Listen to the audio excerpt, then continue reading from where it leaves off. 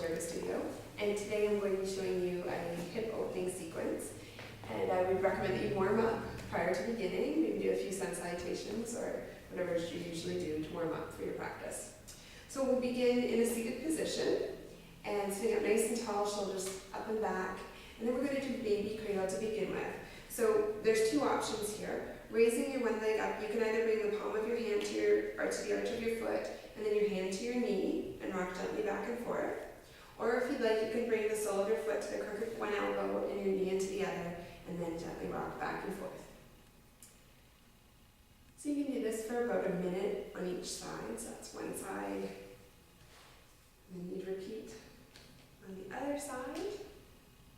And if you hear any popping or clicking in your hip, sometimes it helps just to straighten the other leg.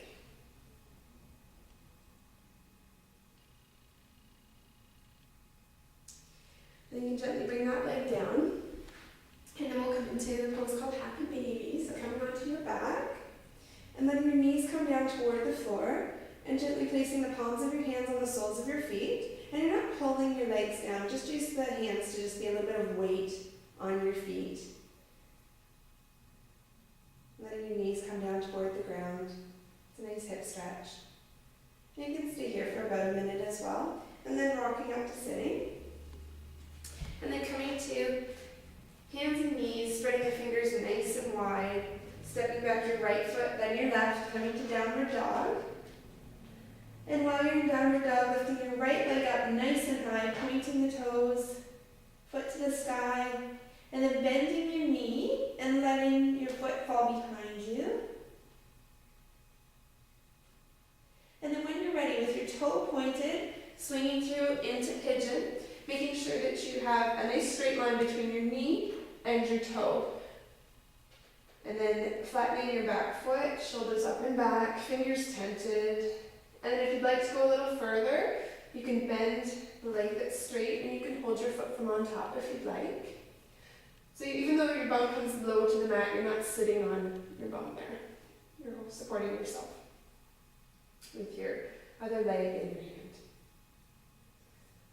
So then gently bringing that foot down and tucking the toes on the back foot. Bring your palms back down to the mat and push back again into downward dog. And then repeat on the other side, lifting the left foot up, pointing the toe, and bending the knee. Opening the left hip toward the sky. And when you're ready, pointing the toe on that left foot still and swinging through into pigeon. You can flatten your toes on your back foot, tent your fingers on the mat, shoulders are up and back, sitting up nice and tall. And you can bend that straight leg if you'd like, holding your leg from on top.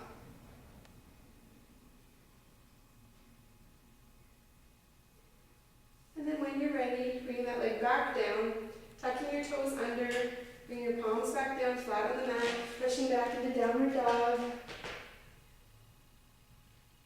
And then coming onto hands and knees, we're going to come into hero.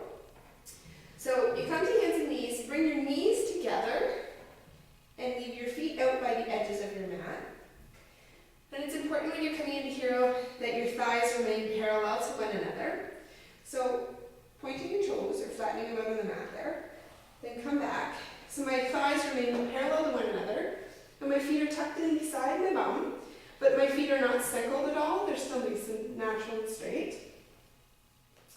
And then if you want, you can come back onto the elbows, or if you want to come back further